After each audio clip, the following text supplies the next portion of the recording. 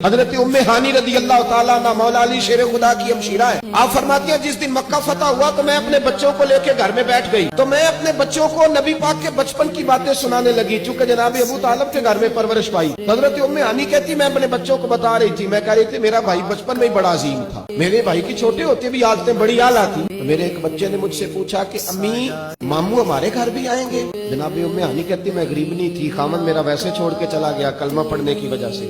تو میں نے اپنے بچوں کی طرف دیکھا تو میں اب دل میں خیال تھا نا کہ اب تو میرے محبوب مکے کے فاتح بن کے آئے ہیں تو کسی بڑی حویلی میں بیٹھیں گے, اب تو دائیں بائیں آگے پیچھے لائنیں ہوں گی تو بڑی جگہ چاہیے نا. آج نبی پاک صلی اللہ علیہ وسلم کا دربار سجے گا. جناب ام ہانی رضی اللہ تعالیٰ عنہ فرماتی ہیں میرے بچوں نے پوچھا تو میں رو پڑی. میں نے کہا آئیں گے تمہارے ماموں, کیوں نہیں آنا, ضرور آئیں گے, ذرا کام نمٹا لیں. فرماتی ہیں ساتھ ہی آنسو تھے, بڑا سارا گھر ہو تو حضور آئیں, سارا مکہ آج غلام بن گیا ہے, 10,000 کا لشکر مدینے سے آیا ہے, میرا چھوٹا سا گھر ہے, کہاں بٹھاؤں گی. فرماتی ہے میں رو ہی رہی تھی کہ میرے دروازے پہ دستک ہوئی اور میں نے بے دل ہو کے دروازہ کھولا. کون ہے دروازے پہ؟ کہتے دھیمی سی آواز آئی ام ہانی دروازہ کھول, میں محمد عربی تیرے دروازے پہ کھڑا. جناب ام ہانی فرماتی ہیں جھٹ سے میں نے دروازہ کھولا تو دریا آنسوؤں کا بہا.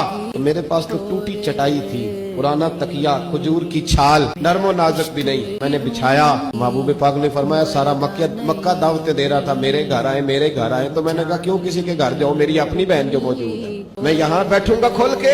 اور پھر فرمایا چل میرے لیے کھانا لا, بے تکلفی سے. فرمایا جس آرام سے یہاں بیٹھ سکتا ہوں کہیں اور تو نہیں نہ بیٹھ سکتا. جناب ام ہانی فرماتی ہیں کل کی پڑی ہوئی روٹی لائی, تھوڑا سا سرکہ, محبوب پاک صلی اللہ علیہ وسلم نے بڑی رغبت سے کھایا. پھر میرے محبوب نے فرمایا بیٹھ جا, کوئی بات سنا میرے والد عبداللہ کی اور میں تجھے بات سناتا ہوں اپنی اماں آمنہ کی. چلو اپنوں کی کوئی باتیں کرتے ہیں. ساری رات ہی بیت گئی. یہ احساس رشتوں کا, تعلقات کا میرے نبی پاک کی سیرت ہے.